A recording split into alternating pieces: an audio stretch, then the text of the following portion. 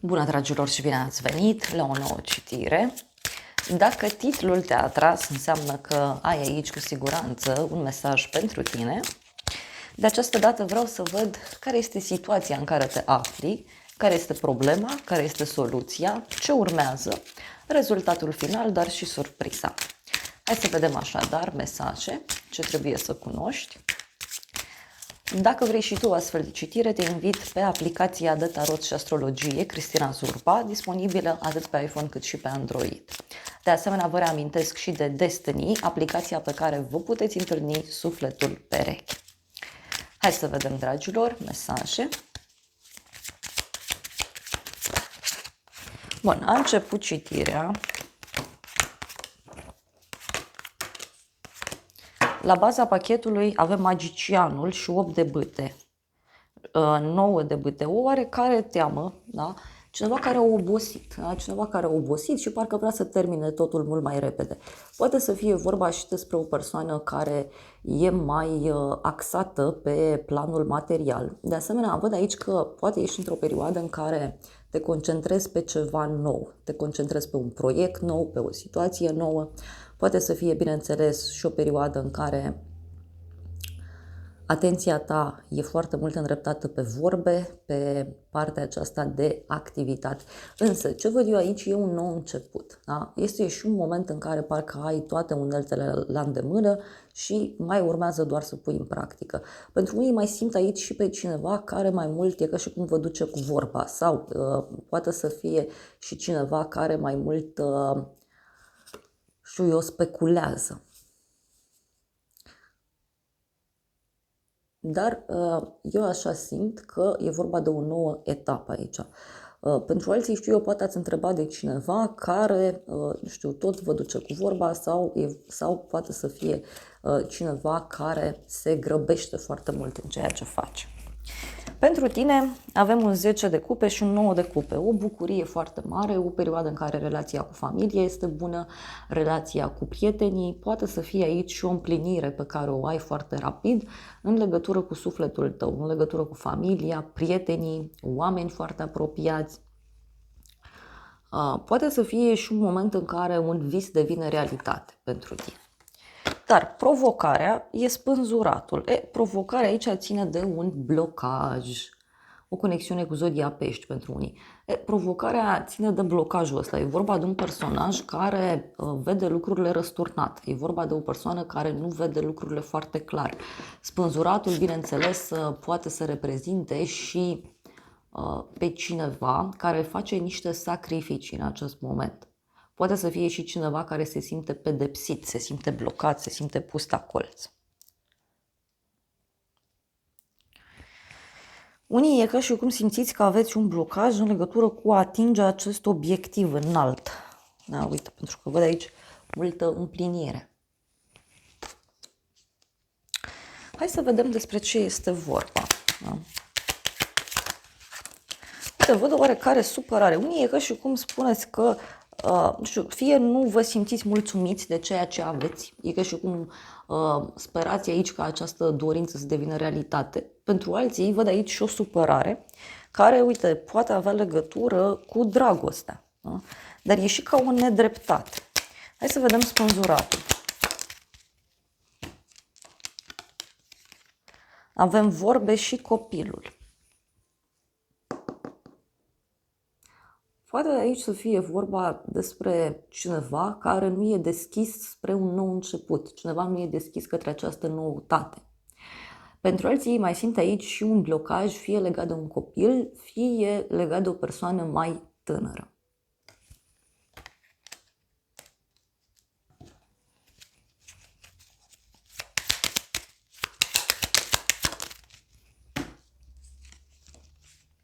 Și avem ofițerul și femeia. Da? Deci poate să fie vorba despre o femeie mai dură, o femeie care nu e deschisă la schimbare, poate să fie vorba și despre o femeie care poartă uniformă sau o femeie aici care are probleme cu legea. Pentru unii simt aici că e vorba și de un fel de problemă oficială.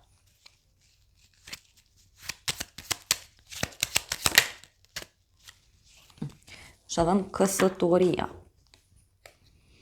Dacă ești femeie, uite, poate problema aici are legătură cu faptul că nu ajungi la o căsătorie, nu ajungi la o relație serioasă.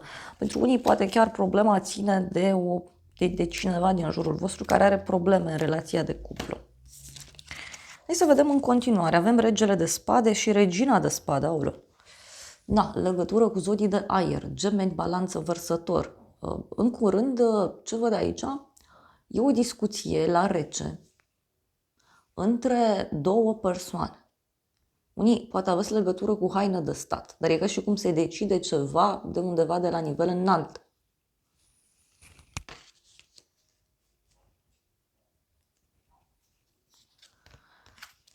Soluția în toată problema asta e moartea, o conexiune cu un scorpion. Deci soluția în toată povestea asta are legătură cu o transformare, o închidere. Soluția în toată povestea asta poate avea legătură cu faptul că se cere o schimbare, ca și cum se decide de undeva de sus schimbarea aceasta. Fie este o decizie la locul de muncă, fie este vorba despre o hotărâre undeva anume.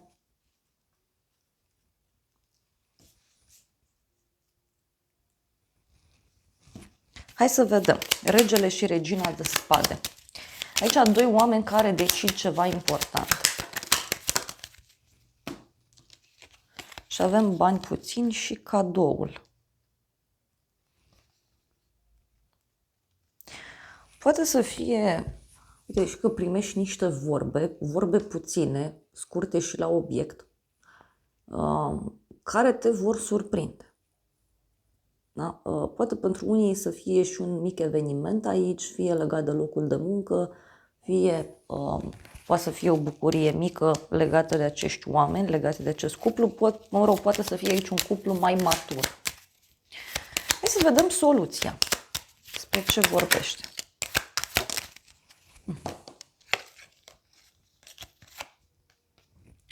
Inamicul și Constanța. Soluția ține, nu știu, ține de un inamic, da? Să finalizezi sau să finalizeze ceva, să se finalizeze, nu știu, această problemă. Mai văd aici că soluția poate să țină și de o decizie divină. E ca și cum e o decizie divină, e o decizie undeva anume.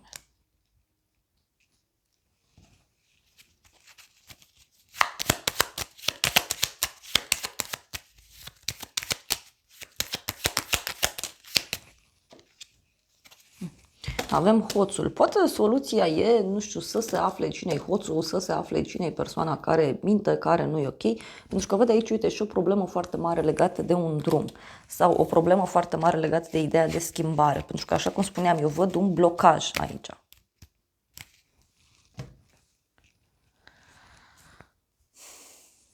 Mai vreau niște mesaje, uite, din acest oracol, să vedem care e soluția.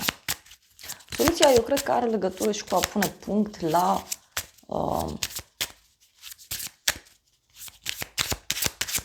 o situație complicată, da? La o dușmănie. Avem legături, a avea legături sensibile este important și apoi avem flăcări gemene.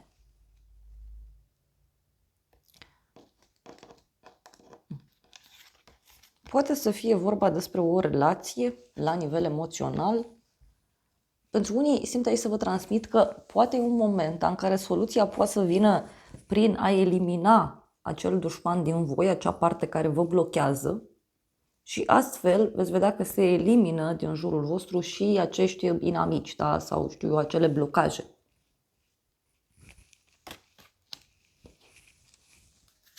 Și avem 11 și 11, un număr important pentru flăcări gemene, simbolizează armonia și echilibru în suflete pereche, da? În cadrul unor suflete pereche.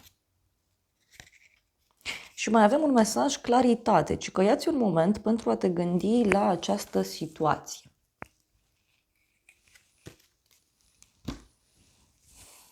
Hai să vedem care e soluția.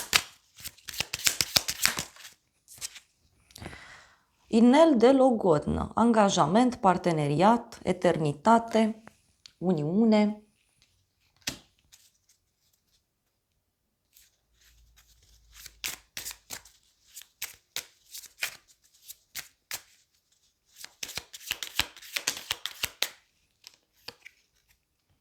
nu e suficient. Cineva care e frustrat în relație, o lipsă de încredere, cineva care se sabotează pe sine, frică, gelozie. E ca și cum, așa cum spuneam eu, e ca și cum trebuie să faci pace cu această parte din tine sau este despre a face pace într-o dușmănie, într-o problemă. Și uite, ți se spune că depășești obstacolele, vei învăța, te vei extinde o nouă fază. Avem aici din nou ideea de suflete pereche, flăcări gemene. Hai să vedem rezultatul final. Rezultatul final e justiția și cu roata destinului. O legătură cu zodia balanță, mai avem aici zodii fixe, taur, leu, scorpion, vărsător. Surpriza are legătură cu o decizie legală. Fie tu iei o decizie, fie aștepți un răspuns din punct de vedere juridic. Pentru alții văd aici o decizie de destin, e ca și cum se face dreptate divină, e ca și cum divinitatea intervine, se acționează. Ia să vedem despre ce e vorba, justiția. O vizită. Ei, rezultatul aici e o întâlnire în cadrul căreia se ia o hotărâre. Și avem gelozie. Da? Se ia o hotărâre în legătură cu gelozia cuiva. Da? Se poate afla ceva, iarăși. Cineva află de o întâlnire. Și avem bani. Aoleu. Avem așa bani și veste. Surpriza. Deci, poate să fie și o veste din punct de vedere financiar care apare. Deci o propunere financiară. O rezolvare din punct de vedere financiar. Un noroc financiar. Și avem dragostea. Deci ceva ce iese cu bine. Poate să fie, repet, pentru unii și o decizie, fie pentru o pasiune pe care o aveți, fie vorba de o decizie în dragoste. Mai vreau o carte și apoi vedem surpriza.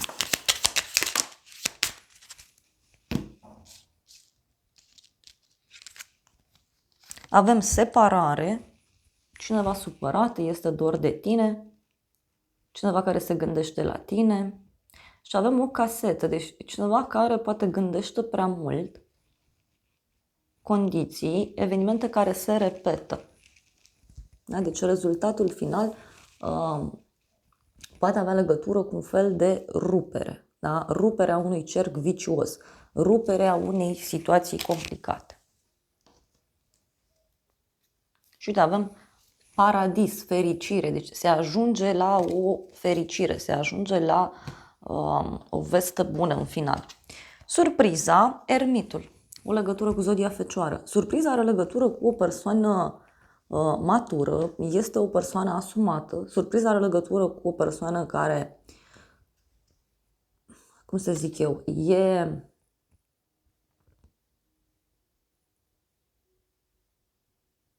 retrasă, o persoană cu experiență de viață, dar surpriza aici poate avea legătură cu cineva care deodată devine înțelept. Și avem pierdere și speranța. Surpriza are legătură cu cineva care și-a pierdut speranța.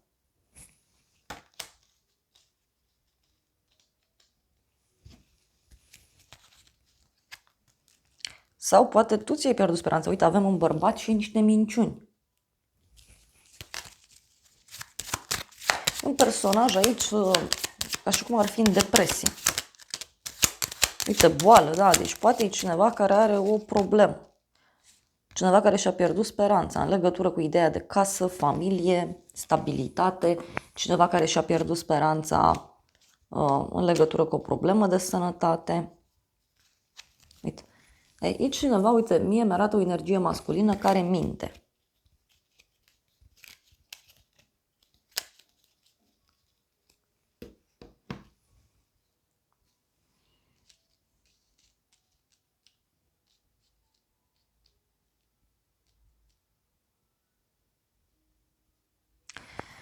Hai să vedem ce zice oracolul. Împăcare. Și că învață să te împaci cu tine. Cineva care parcă se împacă cu o idee. Cineva se retrage, cineva se liniștește. Iar apoi avem angajament. Angajamentul este un factor important în a construi relații de succes. Poate cineva care se împacă cu ideea de separare, cineva se împacă cu ideea de liniște, cu ideea de izolare, cineva se împacă aici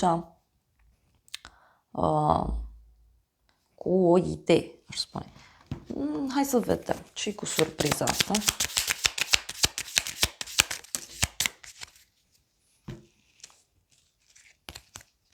Avem ochelari de soare, percepție și avem dragonul zburător. Cineva care se adaptează la o schimbare, doar că persoana asta e cam supărată, cam tristă, nu prea acceptă schimbarea. Hai să vedem ce spune și acest oracol, foarte drag mie, de altfel. Ia să vedem ce spune. Și avem așa un ciocan. A se conforma legii. Da? Deci cineva se conformează legii. Sau cineva care are probleme cu legea. Mai poate să fie.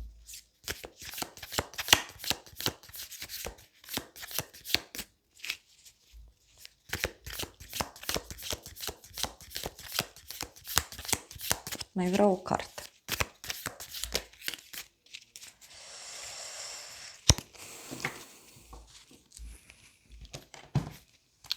Și avem câinii, a ieși împreună cu prietenii, nu știu, cineva care își asumă ceva. E o persoană care zice, uite, accept situația asta. Doar că e cineva care, până la urmă, din inamic, cumva devine prieten.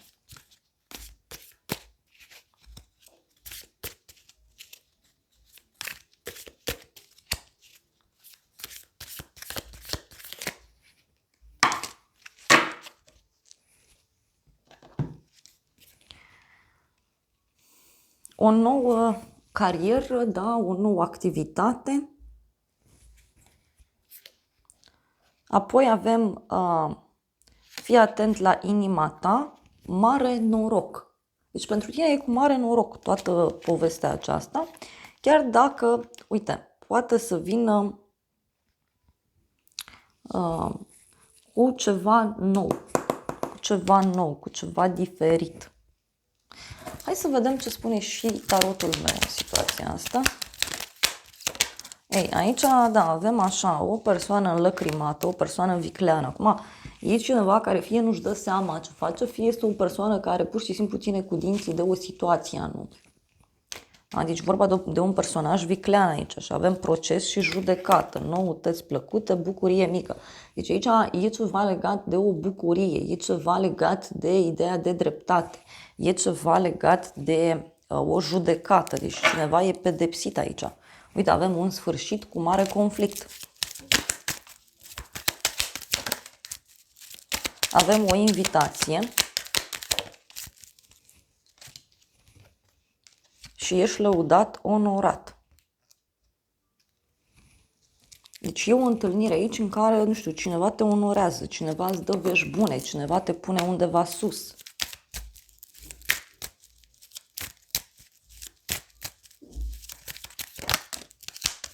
Și avem o persoană geloasă.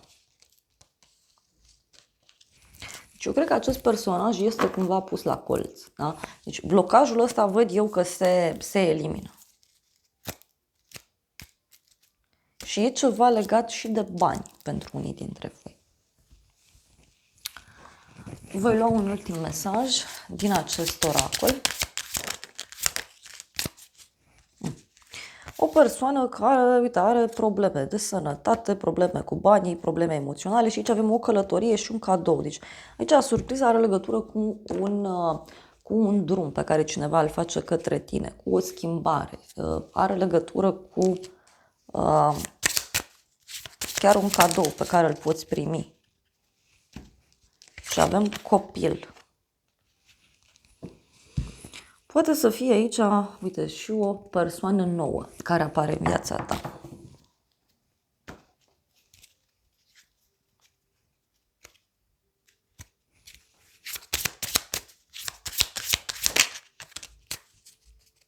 Și avem schimbare.